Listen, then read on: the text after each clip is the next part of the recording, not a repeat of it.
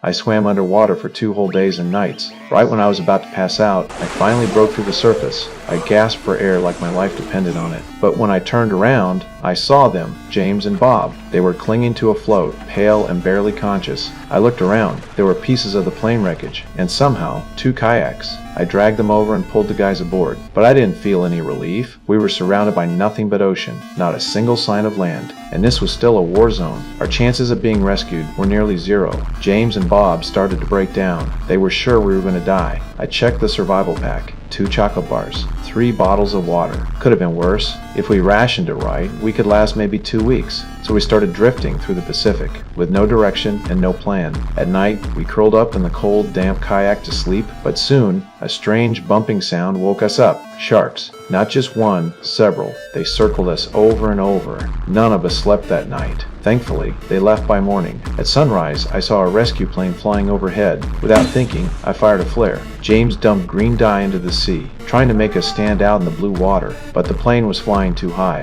From up there, we were just specks in the ocean. I fired another flare. Still nothing. The plane flew farther and farther, leaving us staring at the sky in silence. Then it got worse. The chocolate was gone. Only a few empty wrappers were left. I shouted at James. He kept his head down, said he couldn't take the hunger anymore. I was furious, but there was nothing else to do. By day 4, we were all losing it. James hugged his knees, crying, saying he regretted everything. Around noon, an albatross landed on our kayak. I held my breath and reached out slowly, then grabbed its leg hard. We all pounced on it at once. It was finally a meal. The meat tasted awful, but we hadn't eaten in days. Bob had an idea. He used some of the bird as bait. We waited 4 hours, then finally caught a huge fish. James didn't say a word. Guilt was written all over his face. Bob and I didn't say anything either. We just handed him a piece of fish. At that point, it didn't matter anymore. That fish saved us. Its protein kept us going for another 18 days. The sun burned our skin until it peeled. The pain was unbearable. We tried to hide in the shade as best we could. We kept looking at the family photos in our pockets, holding on to those smiles to keep us alive. Then one night, the sea suddenly went silent. Moments later, the storm hit.